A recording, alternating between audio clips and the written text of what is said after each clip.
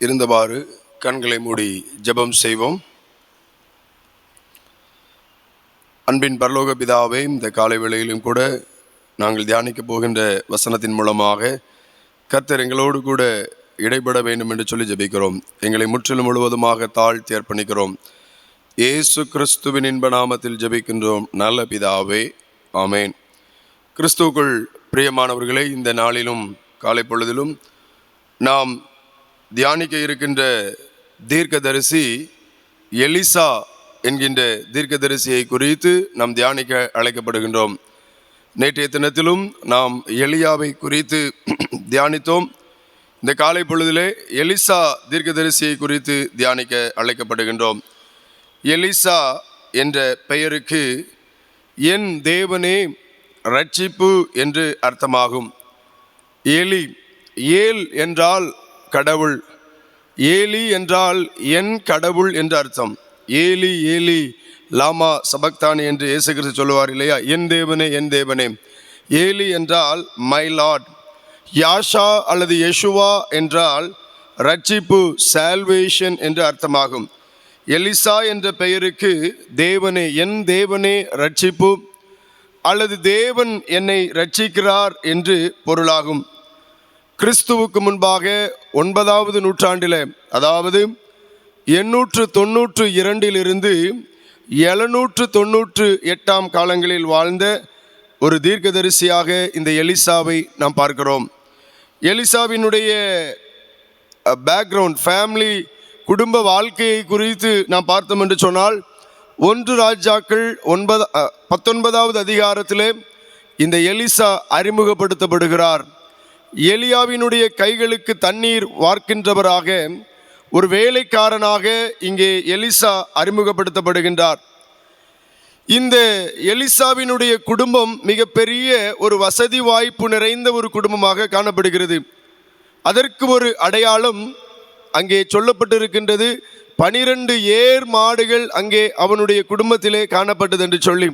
அந்நாட்களிலே ஒரு ஜோடி மாடு இருந்தாலே மிகப்பெரிய ஒரு செல்வந்தனாக கணக்கிடப்பட்டது. இங்கே 12 ஜோடி ஏர் மாடுகள் அப்படின்னா 24 மாடுகள் அங்கே இருக்கின்றது. இந்த 12 ஜோடி ஏர் மாடுகளிலும் 12வது ஜோடி ஏர் மாடை இவர் அங்கே விவசாயத்திற்கு பயன்படுத்துகின்றவராக காணப்படுகின்றார். இந்த 12 என்று சொல்லுகின்ற போது அங்கே ஒரு அருமையான இறையியல் ஆளர் சொல்லுகிறார், 12 ஏர் மாடுகளுக்கும் இங்கே 12 கோத்திரங்களாக ஒப்பிடப்படுகிறது. ஆக 12 கோத்திரங்களுக்கும் தீர்க்கதரிசியாக இந்த எலிசா நியமிக்கப்படுவதை முன்னறிவிப்பதற்காக காணப்படுகிறது. 12வது அந்த ஜோடியை அவர் கலப்பையில் பூட்டி அங்கே அவர் பணி செய்து கொண்டிருப்பது 11 பேரை தன்னுடைய வேலைக்கு நியமித்து 12வது ஒரு நல்ல தலைவனுக்கு மற்றவர்களையும் வேலை வாங்குகிறார், தானும் வேலை செய்கிறவராக காணப்படுவதை அது குறிப்பதாக ஒரு அருமையான இறையியலாளர் சொல்லுகிறார்.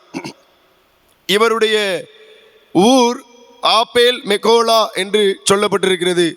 ஆபேல் மெகோலா என்றால் நடனமாடும் வயல் என்று அர்த்தமாகும். நடனமாடும் வயல். இவருடைய தகப்பனார் பெயர் சாப்பாத். சாப்பாத்தின் குமாரனாகிய எலிசா என்று நாம் பார்க்கிறோம். இப்போ இவருடைய அழைப்பை குறித்து நாம் பார்ப்போம் என்று சொன்னால், எலியாவுக்கு ஆண்டவருடைய வார்த்தை உரைக்கப்படுகிறது. நீ போய் சாப்பாத்தின் குமாரனை எனக்காக தெரிந்து கொள் என்று சொல்லி ஆண்டவர் சொல்லுகின்றார். 1 ராஜாக்கள் 19வது அதிகாரம் 16வது வசனத்தில், நீ போய் அவனை எலிசாவை உன் ஸ்தானத்திலே தீர்க்கதரிசியாக அபிஷேகம் பண்ணு. இவர் போய் அங்கே எலிசாவை கண்டு தன் சால்வையை அவர் மீது போட்டவுடனே அவர் எல்லாவற்றையும் விட்டுவிட்டு தன் ஏர் மாடுகள், அந்த நுகத்தடி எல்லாவற்றையும், அப்படியே அத்தனை சொத்துக்களையும் விட்டுவிட்டு எலியாவுக்கு பின் சென்று அவனுக்கு ஊழியம் செய்தான் என்று 1 ராஜாக்கள் 19வது அதிகாரம் 21வது வசனத்திலே நாம் பார்க்கிறோம். இந்த எலிசாவினுடைய ஊழிய காலங்கள் கிட்டத்தட்ட 50 வருஷம் இவர் தன்னுடைய ஊழியத்தை அவர் நிறைவேற்றி இருக்கிறார் என்று சொல்லி நாம் பார்க்கலாம். யெகூவின் காலத்திலும், யோவகாஸ் காலத்திலும், யோவாஸ் ராஜாவின் காலத்திலும் கர்த்தருடைய ஊழியத்தை நிறைவேற்றினவராக காணப்படுகிறார். இவருடைய அழைப்பு கிட்டத்தட்ட 40 வயதில் இவருக்கு அழைப்பு கொடுக்கப்படுகிறது. 98 96 வயசு, கிட்டத்தட்ட 95லிருந்து 100 வயசு வரைக்கும் இவர் வாழ்ந்து நல்ல முதுமையிலே மரித்தார் என்று சொல்லி நாம் வேதத்திலே பார்க்கிறோம். எலிசாவினுடைய ஊழியங்களை குறித்து நாம் பார்ப்போம் என்று சொன்னால், எலியாவை விட எலிசாவின் ஊழியங்கள் அவர் கேட்டுக்கொண்டது போல இரட்டிப்பான வல்லமைகளை, இரட்டிப்பான அற்புதங்களை செய்கிறவராக, இரட்டிப்பான அதிகாரத்தை பெற்றவராக எலிசாவின் ஊழியங்கள் காணப்பட்டது. எலியா 14 அற்புதங்களை செய்திருக்கிறார். எலிசா 28 அற்புதங்களை செய்திருக்கிறார். எலியா 14 அற்புதங்கள், எலிசா 28 அற்புதங்கள். எலியாவையும் எலிசாவையும் குறித்து நாம் சற்று ஒப்பிடுவோம் என்று சொன்னால், எலியாவினுடைய ஊழியங்கள் எல்லாம் நியாய தீர்ப்பை குறித்து, கர்த்தருடைய வல்லமையை குறித்து, அதிகாரத்தை குறித்து, விக்கிரக ஆராதனைக்கு எதிராக அவருடைய பிரசங்கங்கள் எல்லாம் கண்டிப்பை குறித்து, ஆண்டவருடைய அந்த கோபத்தின் தன்மையை எச்சரிக்கக்கூடிய ஊழியங்களாக எலியாவின் ஊழியங்கள் எல்லாம் காணப்பட்டது. அவர் வனாந்தரத்திலும் மலைகளிலும் அவர் தனித்து வாழ்ந்து வந்தவராக எலியாவின் ஊழியங்கள் காணப்பட்டது. ஆனால் எலிசாவினுடைய ஊழியங்களை குறித்து பார்த்தோம் என்று சொன்னால், கடவுளுடைய இரக்கம், ஆண்டவருடைய தயவும், அவருடைய அந்த கம்ஃபர்டிங் பராமரிப்பு, தேற்றுதல், அதை குறித்து அவர் சொன்னார். ஜனங்களுடைய வாழ்க்கையை சீர்திருத்துகிறவராக, ஜனங்கள் மத்தியிலே வாழ்ந்து வருகிறவராக எலிசாவினுடைய ஊழியங்கள் காணப்பட்டது. எலியாவினுடைய பேக்ரவுண்டு அதை குறித்து எதுவும் நமக்கு அதிகமாக சொல்லப்படவில்லை. டைரக்டாக திஸ்பியனாகிய எலியா அப்படின்னு தான் ஆரம்பிக்கப்பட்டிருந்தது. எலிசாவினுடைய ஊழியத்தை பார்க்கின்ற போது அவருடைய குடும்பத்தின் பின்னணி, அவர் பார்த்த வேலைகள், அவருடைய அழைப்பு எல்லாம் சொல்லப்பட்டிருக்கிறது. வேதத்தில் ஆண்டவர் அழைத்த அத்தனை ஊழியர்களும் அத்தனை தீர்க்கதரிசிகளும் ஏதாவது ஒரு வேலையை செய்து கொண்டிருக்கிறவர்களே ஆண்டவர் தெரிந்து கொண்டார். மோசே வனாந்தரத்திலே ஆடுகளை மேய்த்து கொண்டிருக்கிற போது ஆண்டவர் மோசேயை தெரிந்து கொண்டார். கிதியோன் அங்கே கோதுமையை புடைத்து கொண்டிருக்கின்ற போது ஆண்டவர் கிதியோனை தெரிந்து கொண்டார். தாவீதையும் அவனமாகவே தெரிந்து கொண்டார். ஆமோஸ் காட்டிலே அத்தி பழங்களை பொறுக்கி கொண்டிருக்கிற போது ஆமோஸை அழைத்து தெரிந்தெடுத்து பயன்படுத்தின ஆண்டவர். ஏசாயா தேவனுடைய ஆலயத்திலே அவரை ஆராதித்துக் கொண்டிருக்கிற போது அவனை தெரிந்தெடுத்த ஆண்டவர். இங்கே எலிசா ஏர் மாடுகளை பூட்டி தன் வயலிலே உழுது கொண்டிருக்கிற போது எலிசாவை ஆண்டவர் தெரிந்தெடுத்தார் என்று பார்க்கிறோம். ஆக தேவனுக்கு தேவை ஏதாவது ஒரு வேலையை செய்து கொண்டிருக்கின்றவர்களை ஆண்டவர் தம்முடைய பணிக்காக, தம்முடைய ஊழியத்திற்காக அவர் தெரிந்தெடுத்து பயன்படுத்துகிறார். சும்மா இருக்கிறது போதும் என்று சொல்லி அப்படியே இருப்பவர்களை ஒரு நாளும் ஒரு காலமும் தேவன் பயன்படுத்துவதில்லை. அவருக்காக எதையாவது செய்து கொண்டிருக்கிறவர்களை ஆண்டவர் தெரிந்தெடுக்கிறதை நாம் பார்க்கிறோம். எலியாவினுடைய ஊழியங்களில் நாம் பார்ப்போம் என்று சொன்னால், அவர் வானத்திலிருந்து அக்னியை இறங்க செய்தார். 3 ஆண்டு மழை பெய்ய செய்தார். 3 ஆண்டு மழை செய்ய நிப்பாட்டினார். இந்த எலிசாவினுடைய ஊழியங்களை பார்த்தோம் என்று சொன்னால், யோர்தானை இவரும் 2ஆக பிரிந்தது.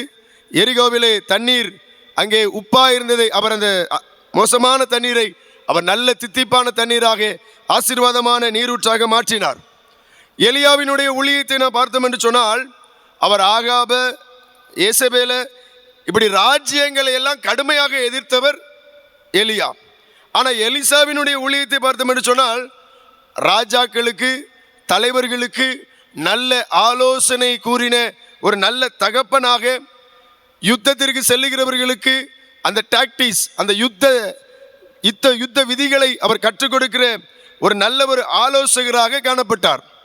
எலியா சாரிபாத்தினுடைய அந்த சாரிபாத் விதவையினுடைய மகனை அவர் உயிரோடு கூட எழும்பச் செய்தார். எலிசா சூனேமேத்தியாளுடைய மகனை உயிரோடு எழும்பச் செய்தார். மரித்த பின்பும் அவருடைய கல்லறையில் அங்கே போடப்பட்ட அந்த வீரனும் அவனும் உயிரோடு கூட எழும்பப்பட்டான் என்று சொல்லி நாம் பார்க்கிறோம். இந்த எலிசாவினுடைய ரிலேஷன்ஷிப் வித் காட், தேவனோடு கூட அவர் எவ்வாறு உறவு வைத்திருந்தார் என்று சொன்னால், அவருக்குள்ளே இருக்க வேண்டிய அந்த ஒரு வாஞ்சை, எப்படியாவது எலியாவுக்குள்ள இருக்கிற அந்த வல்லமை எனக்கு இரட்டிப்பாய் வர வேண்டும். எலியா எலிசாவை அழைத்து, எப்பா, கடவுள் என்னை பெத்தேல் மட்டும் போக சொல்லுகிறார், கில்கால்ல இருந்து பெத்தேலுக்கு என்னை போக சொல்லுகிறார், எங்கே போனாலும் பரவாயில்ல, நான் உம்மோடு கூட வருவேன். அப்புறம் பெத்தேல் இருந்து எரிகோவுக்கு போக சொல்கிறாரு. பரவாயில்ல, அங்கேயும் நான் வருவேன். அப்புறம் எரிகோவிலிருந்து யோர்தானுக்கு போக சொல்லுகிறார். எவ்வளோ தூரம் அவர்கள் பிரயாணம் பண்ணாங்க அப்படின்னா, ஒரு வரலாற்று குறிப்பு சொல்லுது, கில்கால்ல இருந்து பெத்தேல் வரைக்கும் கிட்டத்தட்ட 13 கிலோமீட்டர். முதல்ல அவங்க பிரயாணம் கில்கால்ல இருந்து, நீங்கள் 2 ராஜாக்கள் 2வது அதிகாரத்திலே வாசித்து பார்ப்பீர்கள் என்று சொன்னால் அதனுடைய விவரங்கள் நமக்கு நன்கு புரிய வரும்.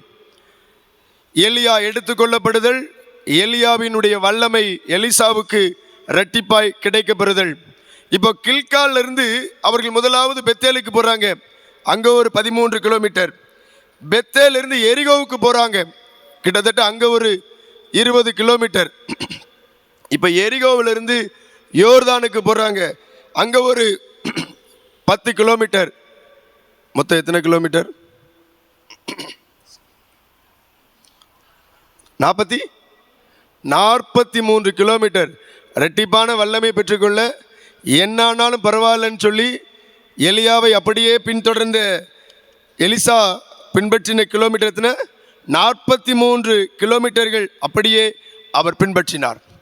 இப்போ இப்படிப்பட்ட வல்லமைகளை, இப்படிப்பட்ட அற்புதங்களை, இப்படிப்பட்ட குணங்களை படைத்திருந்த, தன்னகத்தை கொண்டிருந்த இந்த எலிசாவின் இடத்திலிருந்து நாம் கற்றுக்கொள்ளக்கூடிய ஒரு காரியம் என்ன அப்படின்னு சொன்னால், முதல் காரியம் தாழ்மையோடு கூட சேவை செய்தல், ஹம்பிள் சர்வீஸ். தான் ஒரு பெரிய தீர்க்கதரிசியாக மாறுறதுக்கு முன்னாடி எலியாவினுடைய கைக்கு தண்ணீர் வார்க்கிறவராக காணப்பட்டார் இந்த எலிசா. மிகப்பெரிய ஒரு செல்வந்தன், மிகப்பெரிய ஒரு பணக்காரன், ஆஸ்தி படைத்தவன், அந்தஸ்து படைத்தவன். ஆனால் தேவனுடைய ஊழியத்திற்கென்று வந்தபோது, தேவனுடைய அழைப்பை பெற்றபோது எலியாவினுடைய கைக்கு தண்ணீர் வார்க்கிற ஒரு சாதாரண ஒரு பணிவிடைக்காரனாக தன்னை ஒரு அடிமையாக மாற்றிக்கொண்டான். ஆக மிக சிறந்த ஒரு தாழ்மையின் அடையாளமாக இந்த எலிசாவினுடைய வாழ்க்கையில் இருந்து நாம் பார்க்கலாம். நம்முடைய வாழ்க்கையிலும் நாம் அதிகம் படித்திருக்கலாம், அதிகம் ஐஸ்வர்யம் உள்ளவர்களாக இருக்கலாம், திறமை படைத்தவர்களாக இருக்கலாம். ஆனால் நம்மை நாமே தாழ்த்தி கொள்ள அழைக்கப்படுகிறோம். பெருமை உள்ளவர்களுக்கு தேவன் எதிர்த்து நிற்கிறார், தாழ்மை உள்ளவர்களுக்கோ அவர் கிருபை அளிக்கிறார் என்று சொல்லி நாம் பார்க்கிறோம். தன்னைத்தான் தாழ்த்துகிறவன் எவனும் உயர்த்தப்படுவான். ஆக எலிசாவிடமிருந்து நாம் கற்றுக்கொள்ளுகிற முதல் காரியம் தாழ்மையான பணிவிடை. ஆண்டவர் நம்மை எந்த இடத்துல வைத்திருந்தாலும் சரி, எந்த பொறுப்புகளை தந்திருந்தாலும் சரி, நம்மை நாமே தாழ்த்தி ஆண்டவருக்கு பணி செய்ய, அவருடைய சாயலாக படைக்கப்பட்டிருக்கிற சக மனிதர்களுக்கு உதவி செய்ய நாம் அழைக்கப்பட்டிருக்கிறோம். இரண்டாவது, இந்த எலிசாவினுடைய வாழ்க்கையிலிருந்து நாம் கற்றுக்கொள்ள இருக்கிற காரியங்கள் என்ன அப்படின்னு சொல்லி பார்த்தோம்னா, பெர்சிஸ்டன்ஸ், விடாமுயற்சி. விடாமுயற்சி. எப்படி விடாமுயற்சி? எலியா சொல்றார், எப்பா இன்னைக்கு கடவுள் என்ன எடுத்துக்கொள்ள போறார், நான் போக போறேன், நீ உன் வேலையை பார். இல்லை, என்னானாலும் பரவாயில்ல, வந்து கொண்டே இருப்பேன்.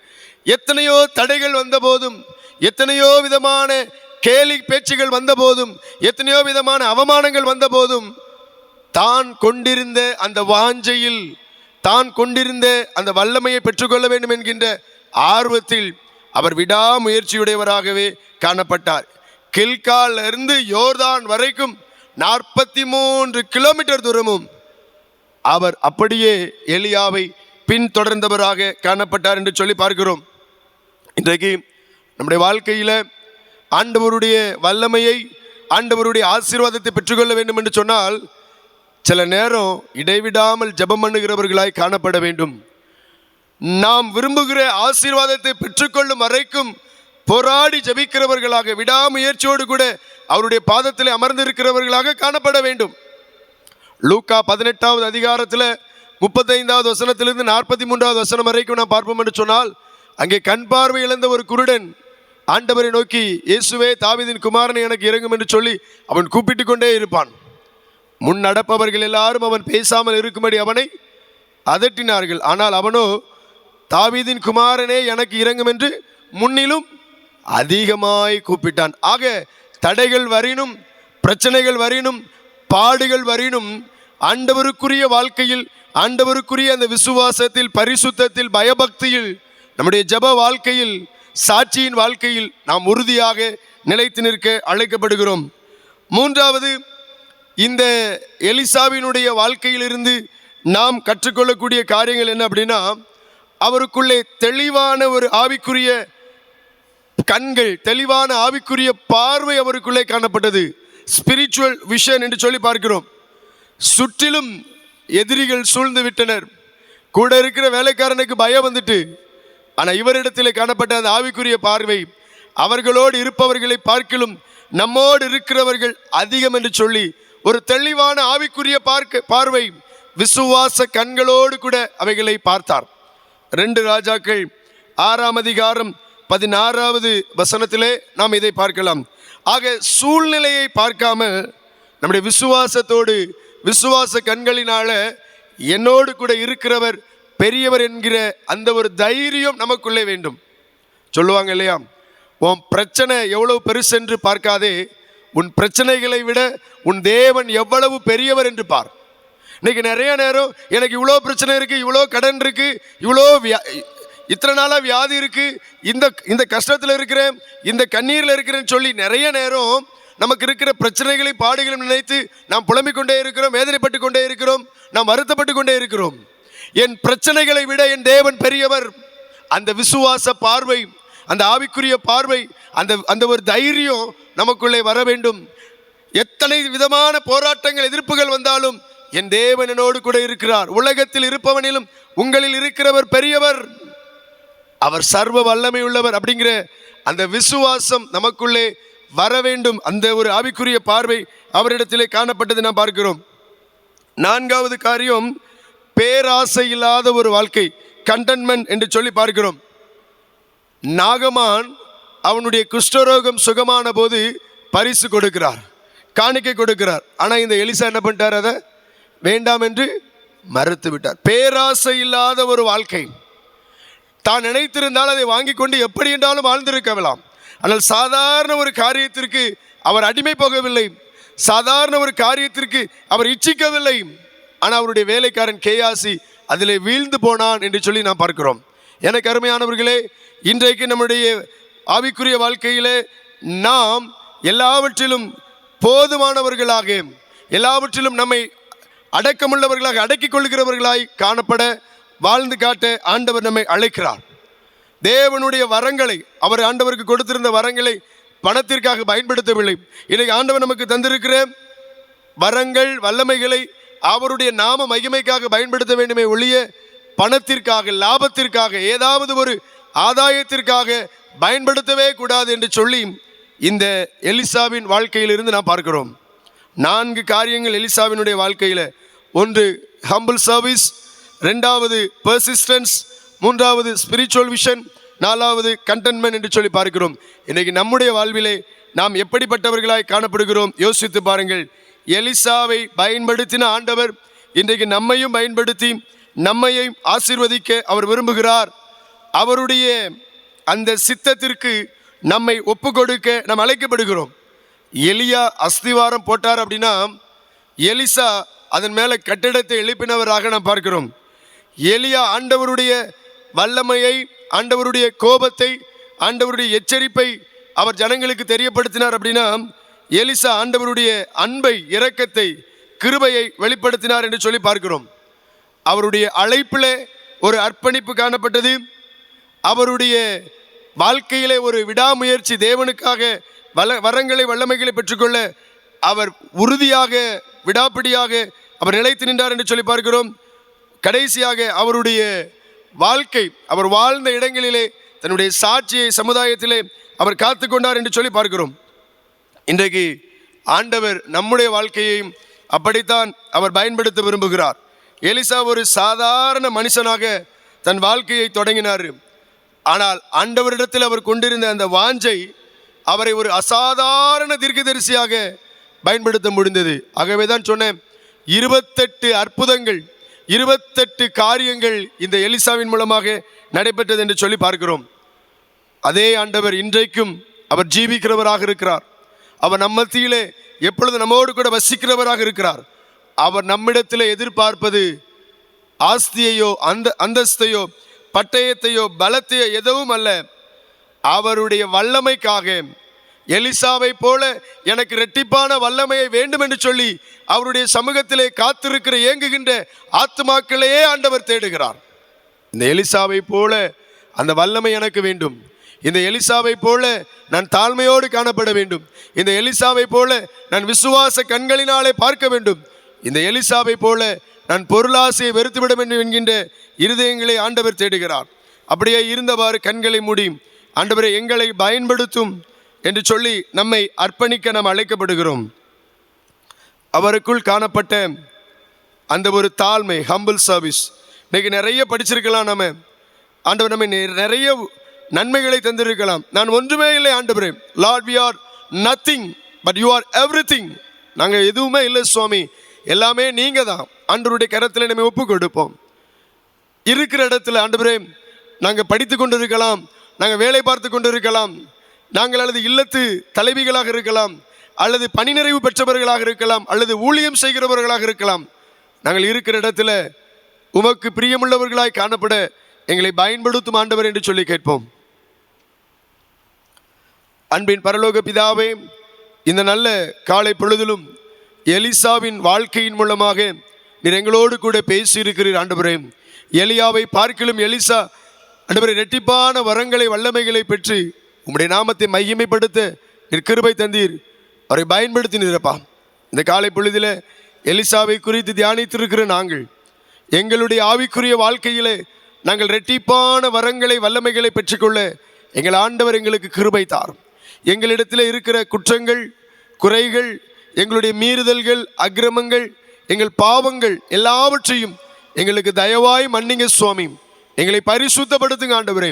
உங்கள் கரத்தில் உள்ள கருவியாக எங்களை பயன்படுத்துங்க. இந்த ஆராதனையில் பங்கு பெற்றிருக்கிற எங்கள் ஒவ்வொருவரையும் ஆண்டவரே, சிறியவர் முதல் பெரியவர்கள் வரை அனைவரையும் எங்கள் ஆண்டவர் நீங்கள் பரிசுத்தப்படுத்தி பண்படுத்தி நீங்கள் பயன்படுத்தும்படியாய் ஜெபிக்கிறோம். எங்களை முற்றிலும் முழுவதுமாக தாழ்த்தி அர்ப்பணிக்கிறோம். இயேசு கிறிஸ்துவின் இன்ப நாமத்தில் ஜெபிக்கின்றோம் நல்ல பிதாவே, ஆமென்.